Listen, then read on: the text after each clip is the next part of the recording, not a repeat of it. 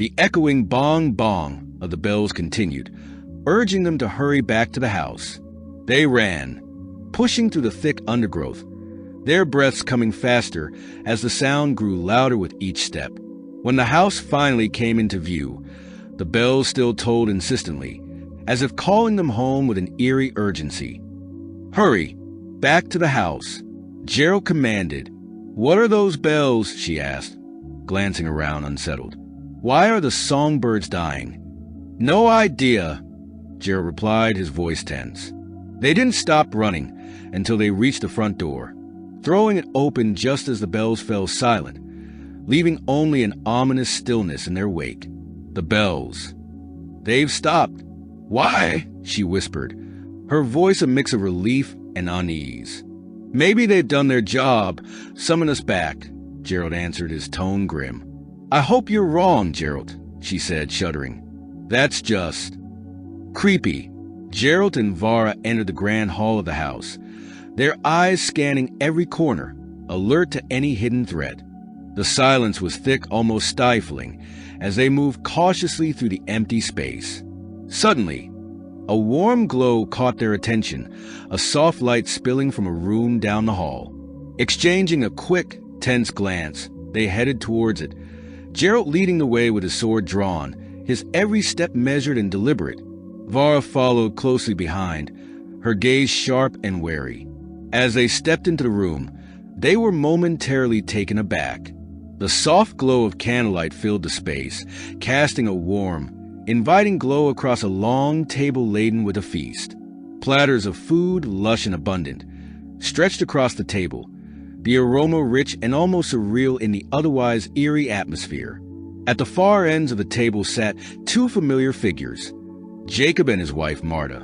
They faced each other, their eyes locked in silence, neither speaking a word.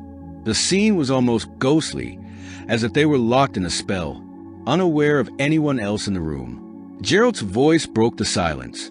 "Jacob? Marta?" he called, a hint of caution in his tone.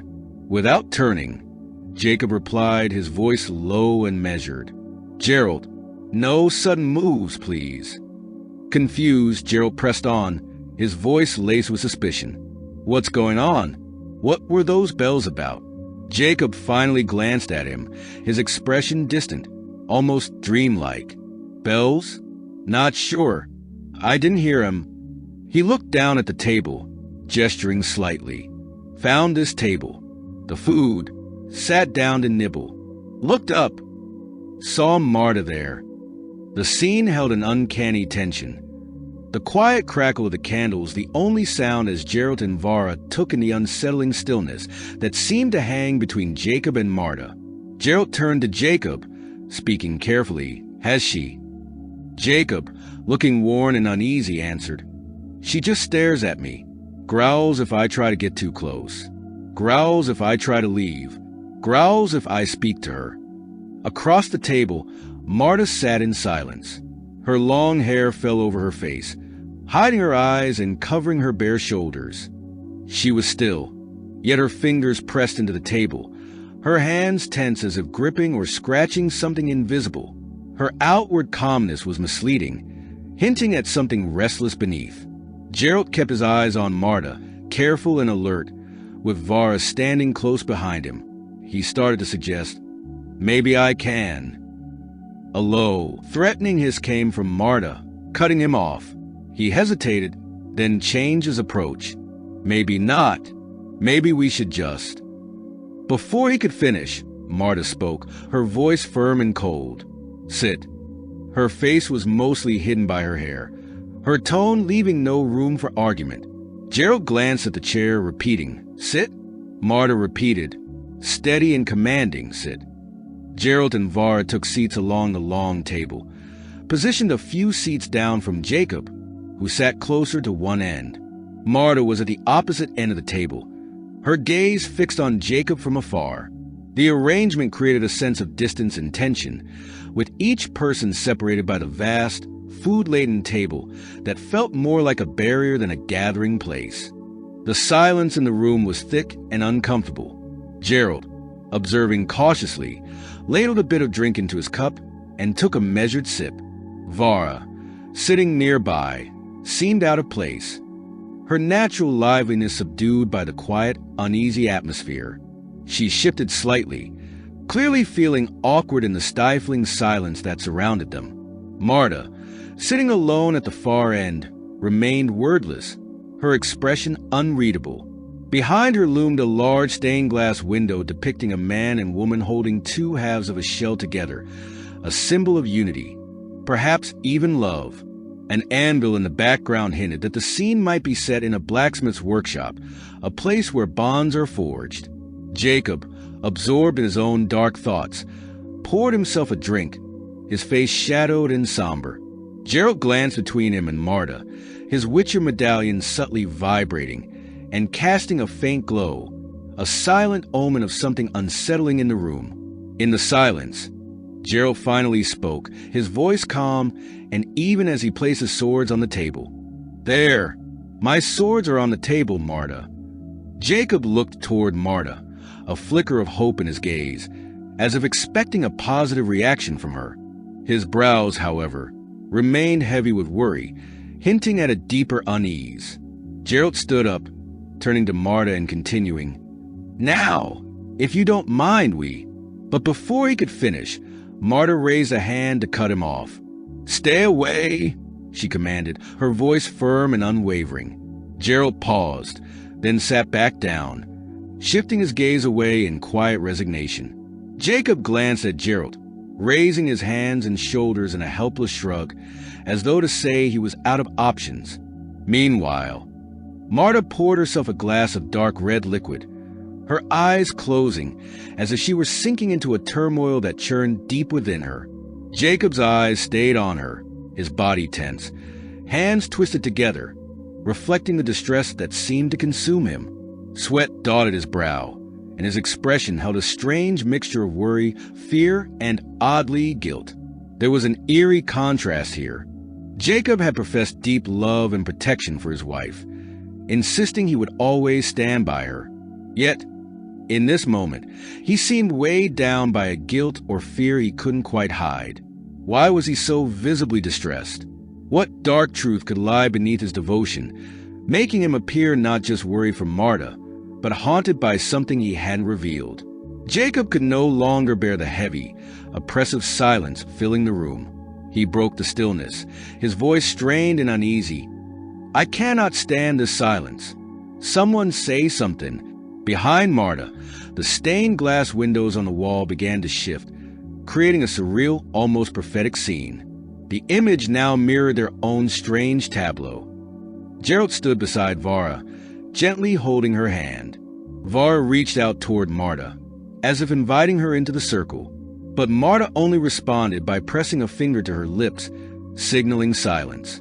Her other hand rested on Jacob's back, as if to steady or perhaps control him. Jacob, however, faced away from her, glancing back over his shoulder with a look of confusion and helplessness. The image was as unsettling as it was enigmatic, a mysterious reflection of their current reality. Jacob looked at Marta but spoke to Geralt, his tone filled with worry and fear. "She radiates power. Can you feel it?" No one answered, and silence fell over them again. Jacob, though, seemed unable to stop himself. His words came tumbling out, more frantic now. "Damn it, somebody talk." Turning to Geralt, Jacob pleaded, "Geralt, tell me a story of love. I need to hear of true love." His voice was desperate, as if he were seeking some kind of salvation amid the nightmare he found himself trapped in. "And spare me your stories of love bought with coin. Tell me a story of a girl you've loved, or one that loved you." Geralt finally breaks his silence and replies, "Love? All I have is Roach."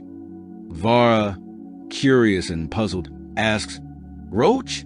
She has no idea who Roach is. "Still eating," Geralt answers. "My horse. It's what I name every horse I have." Marta, no longer silent herself, lifts her glass and takes a sip, then asks, "And why is that?" Clearly, her curiosity has been piqued. Behind her, the stained glass shifts again, transforming into yet another mysterious scene, a testament to her ability to manipulate these glass panels into different depictions. Geralt doesn't respond immediately. Instead, he bites into a chicken leg, chewing in silence. After a moment, he pours himself some wine and, with a hint of resignation, replies, "It's private." Then, after a brief pause, he adds, "But fine, want a Witcher's love story? Let me just wet my throat with wine, drown my common sense in the process, and I'll give it a shot." In the shadowed evening, Geralt begins his tale, speaking of a night long past. "Met a woman in a tavern once," he starts, his voice low and measured. The scene shifts to a lively but dim-lit establishment, the Radiant Rooster in Tredegor. Amidst the din and hum of other patrons, Geralt finds himself seated, quietly nursing a drink, when a woman with fiery red hair approaches him. They begin to talk. She comments on his scars, a boldness in her tone, while he offers a few polite compliments in return, noting the graceful shape of her form. Their conversation dances over various topics: horses, the stars, monsters. They share stories, laugh, and lose track of time, exchanging pieces of themselves well into the night. Eventually, she leads him upstairs. The candlelit room casts warm shadows across their faces. There's an understanding between them, a transaction. They negotiate a price, 2 silver orens, and for a time, words fall away, replaced by silent companionship. Geralt pauses in his story, glancing briefly at Jacob, who had insisted on hearing of true love. Jacob, taken aback, shifts uncomfortably in his seat. "I thought I said no stories about paying for women," he murmurs. Geralt raises an eyebrow, a faint smirk tugging at his lips. "Ah, yes," he replies, voice dripping with quiet amusement. "About that." Reflecting on the night, he remembers. Woke up in the morning, and she was gone, but the orens were still there. 2 pieces of silver. Back in the present, Geralt reaches into his pocket, retrieves the 2 silver coins, and tosses them onto the table for everyone to see. The coins hit the table with a sharp clink-clink. Jacob picks up one of the coins, examining it thoughtfully. "You've carried the coins ever since?" he asks. Geralt responds simply, "I have." With a wry smile, Jacob replies, "That's love, then." He sets the coin back on the table, considering Geralt's response. He presses further. "And you sure put to rest the fables of witchers being emotionless creatures." "Perhaps," Geralt answers, his voice as steady and unreadable as ever. Across the table, Vara rests her chin on her hand, watching the exchange between Geralt and Jacob with a soft smile, quietly enjoying the conversation. Suddenly, Jacob noticed something and exclaimed, "She's gone." Geralt and Vara immediately turned to look at Marta's seat, only to find it empty. No one knew when she had left. The stained glass windows behind them, which had once shown strange scenes, now returned to their usual unremarkable state. Jacob leapt to his feet, panic evident in his voice as he muttered, "Marta's gone. The coins distracted me." "C'est vanacid." Geralt stood as well, attempting to stop Jacob, but Jacob, unwavering, looked at Geralt with determination and said, "I need to find her." Geralt kept his cold, expressionless face, not showing any concern. "Really? You seemed damn anxious when she was here. So, why seek her out now?" Jacob brushed past Geralt unshaken, his eyes full of resolve as he replied, "A man does as he must, Geralt, whether he likes it or not." He hurried out the door, leaving Geralt standing there, watching his figure fade into the distance. Geralt leaned one arm against the door frame, his piercing gaze unwavering, and remarked with a hint of irony, First sensible thing I've heard since we got here." It seemed like he was speaking to himself. Yet perhaps it was also a subtle message for Vara, who stood behind him, watching him with a look of quiet concern. Vara glances at Geralt and asks, "Shall we go, too?" Geralt picks up his 2 swords from the table, securing them on his back, and replies, "Go where?" Vara starts walking ahead, answering, Anywhere. The house makes me restless. They walk side by side through shadowy hallways lined with eerie paintings of skull totems. Vara turns to Geralt, her curiosity piqued. Those silver coins, are they really the same ones? Geralt responds, could be. Who knows? Spent those coins that very morning, but they could have found their way back to my purse. These could be them. They reach a balcony and pause, gazing out at the dark forest surrounding the house. Vara breaks the silence. You think it likely? Out of all the silver coins in the world. Geralt shakes his head. No, I don't think it likely, but destiny isn't about odds. Vara raises an eyebrow, intrigued. Destiny? You think the woman was your destiny or the coins? Without hesitation, Geralt answers. I think death is my destiny, not a woman. Vara smirks playfully. The way you talk. Very little romance in it, you know. A faint smile crosses Geralt's face. Yeah, I know. Geralt and Vara proceed down a corridor adorned with beautiful, large stained glass windows. They stop at the entrance of a room from which fog is creeping out. Geralt asks Vara, "This fog seem normal to you?" Vara replies, "No. I've never seen it before. Are there open windows? I wonder what." Looking into the room, they notice a shadowy figure lurking within. Eerie laughter and a voice echo from the figure saying, "Hee hee," all over the house. Hee hee. Geralt motions Vara to stay back and whispers, "Stay back. Be quiet," while drawing his sword, readying himself for whatever might come. A little shaken, Vara asks, "That voice? Who was?" As the figure edges closer, its decrepit form becomes more visible, a hunchback silhouette with long, tangled hair and grotesque features. Its twisted limbs and bony frame are covered in tattered, grimy rags, and hollow eyes glow dimly beneath a tangled mass of hair. The creature's gnarled fingers twitch with unsettling anticipation. Geralt recognizes it instantly and mutters, "The Grave Hag." Vara, clearly disturbed, whispers, "Why is she in the house? Can she do that? That's cheating." As the mist parts slightly, the Grave Hag's hideous face comes into full view. Her mouth, lined with jagged, rotten teeth, opens as she mutters cryptic words in a low, guttural tone.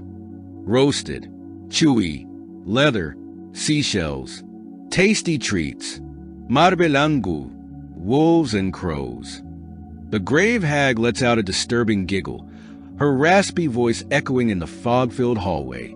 She mutters, "Hee hee, the tree falls. Pretty tree," as if invoking some dark power. Suddenly, the door in front of her shatters, splintering into pieces, and decomposed corpses shuffle out from behind it. Raising her bony arms, she cackles, "Come, walk home with me, fetid things. We'll find soil and stone." Her voice is filled with wicked delight. "Hee hee, I shall give you fire and teeth." The corpses, under her control, respond in low, guttural groans, their voices echoing one word. "Cursed, cursed." Just then, Geralt steps forward, sword in hand, and calls out firmly, "Hag." His voice cuts through the eerie ambience, a challenge in the fog-filled air. The Grave Hag pauses, noticing his presence for the first time. Her eyes narrow as she peers through the mist, her voice dripping with twisted amusement. "Oh, is there something in the fog? Hee hee." Geralt raised his sword, his expression hard and unyielding. "Hag, what are you doing with the dead?" The creature tilted her head, her eerie eyes narrowing as she scanned him with a perverse curiosity. "Oh, glowy eyes? Handsome man. Hee hee." Her cracked lips pulled back in a sickening smile. "Has he come to kiss my lips?" In the dim, oppressive corridor, Geralt's voice cut through the silence, cold and unyielding. "Answer my question," he demanded, his gaze fixed on the Grave Hag standing before him. She turned slowly, her twisted form silhouetted against the eerie fog, and answered with a delighted cackle, her voice dripping with mockery. "Hee hee, We walk to the graveyard, Witcher, she sneered, as if relishing her cryptic response. Around her, a swarm of undead corpses stirred, their lifeless eyes fixed on Geralt, murmuring cursed in a haunting, rhythmic chant. The hag continued in a nonsensical ramble, her tone twisted and playful. We're all to be friends, friends, my friends, delicious, tasty friends. Geralt's expression remained cold, his voice sharp as he interrupted her. You can't take. But before he could finish, the hag let out a venomous hiss, her face contorting with a mixture of anger and mockery. Her grotesque features, a mass of tangled hair, hollow eyes, and sagging, desiccated skin, made him flinch involuntarily. Damn it, Vara, standing beside him, placed a gentle hand on his arm, her touch light and soft, like a calming presence amidst the chaos. Her voice was a soothing murmur, filled with warmth and concern. Geralt, no, I'll not have you die this way. Risking your life for the dead? What's the point? She looked up at him, her eyes pleading softly. No one's paying you to kill her. Let her go. Geralt hesitated, his sword still drawn, as the hag cackled once more, her hands raised high as though casting a twisted spell. Hee, let her go. Chomp and bite. Stone and bone, she jeered, sending her undead minions to protect her. The murmur cursed, rising from them like a dark anthem. With one last mocking glance, the hag turned, leading her minions back into the shadows. Her laugh echoed down the hall, blending with her final cryptic words. Let her go. Let her go. Oh, where will she go? Hee, as the figures disappeared into the gloom. Only the soft refrain of tasty, tasty from the hag and cursed from the undead lingered in the silence they left behind, unsettling and ominous. In a warmly lit room draped in deep red curtains, soft candlelight cast a golden glow, lending a luxurious air to the surroundings. Geralt reclined in a long, claw-footed tub, eyes closed as he sank into the warmth of the water, his expression softened by rare relaxation. This is bliss. I needed a good bath, he murmured, tilting his head back against the rim. Thanks for showing me this room. Vara stood nearby, her figure framed by the light filtering through the curtains. With a slow, natural grace, she allowed her dress to slip from her shoulders, the fabric pooling at her feet. She stepped into the tub with him, meeting his gaze with a hint of playfulness, utterly uninhibited. It was, and yet will be, my pleasure. Make room, she replied, settling into the water beside him. They shared an easy intimacy, neither embarrassed nor hesitant. Geralt quirked an eyebrow, teasing. Said you weren't even going to look. You lied. Vara leaned back with a laugh, unbothered by his words. It was no lie if you knew I was lying, and you knew. She slid closer, her voice dropping to a soft murmur as she asked, Now, Geralt of Rivia, what would you like to do next? Instead of answering her playful invitation, he shifted the conversation, his expression becoming more thoughtful. What do you think of Marta? Her playful demeanor flickered into a moment of annoyance as she splashed water at him with a gentle scoff. Must you talk of other women? Yet she humored him, sighing as she explained, Fine, let's get it out of the way. First, Bruxy don't turn people into Bruxy. It's simply not how it happens. So Jacob is either mistaken or lying about Marta. You know this, right? Geralt nodded and Vara leaned closer, her fingers tracing along his cheek as she asked, So what do you think she is? He looked into her eyes and answered, Something dead, possibly. Something cursed for sure. Their closeness, their intertwined hands, and the warmth of the bath made the world outside seem far away. Vara's gaze lingered on him, her lips curved in a slight, knowing smile as she murmured, How do you think she died? What happened to her? His eyes softened, considering her question with his usual depth. I think she was stained. Vara's gentle laughter filled the room, her voice turning even softer, almost a whisper, as she let her hand slide down to rest on his. We've talked enough. Geralt of Rivia. Slowly, she guided his hands to her, her touch inviting yet unhurried, as if savoring each moment. The room filled with quiet murmurs and soft touches as they shared a moment that was both intimate and natural, a connection that went beyond mere words. 1 hour later, Geralt, adjusting his armor, muttered under his breath, "Damn, woman. I enjoyed that, but I'm as drained as a baby rat that's been—" Suddenly, a loud, piercing neigh interrupted him, startling both Geralt and Vara.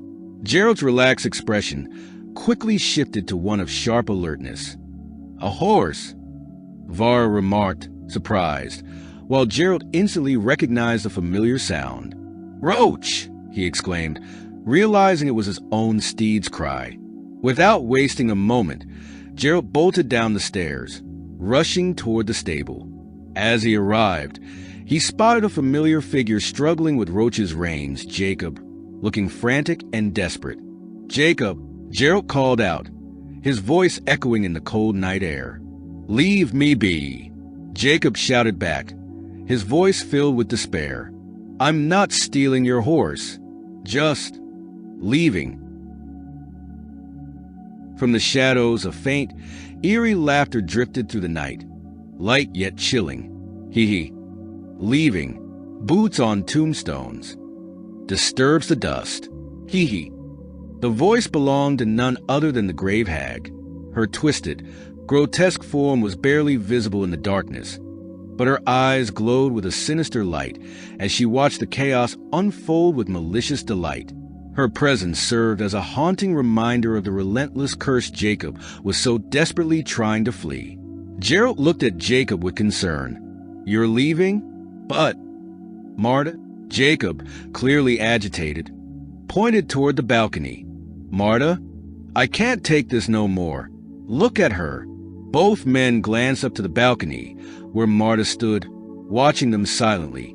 She was shadowed, almost ghostly, her figure barely illuminated as she looked down with a haunting stillness, like a statue frozen in place. Jacob's fists clenched, and his voice grew more desperate. "She just stares at me. Just stares. Won't speak to me. Not a word. But she poured you wine and smiled and she talked and..." His frustration grew as he gripped his axe, pointing it toward Geralt. "Why did she smile at you? Why?" From the distant woods, the chilling, cackling laughter of the Grave Hag echoed, twisted words dripping with malice. Hee. Axe as teeth, bites and bites, pulled into the sea. Hee. Jacob slammed his axe into the ground, shouting, "Damn it." Geralt placed a steady hand on Jacob's shoulder, trying to calm him. "Back inside, Jacob. It's dangerous out here with the hag." Jacob clutched his head, his voice breaking. "Losing it. I'm losing it. This house. Don't take me back into the house." In the shadows, the Grave Hag watched them from afar, her eyes glowing with a sinister light as her laughter continued to echo through the darkness. Geralt guided Jacob back into the house, casting a glance over his shoulder as he muttered, "Hag's getting on my nerves." Jacob, now calmer and trying to lighten the mood, chuckled, "Gods, I know what you mean. We should either kill her or buy her a dress."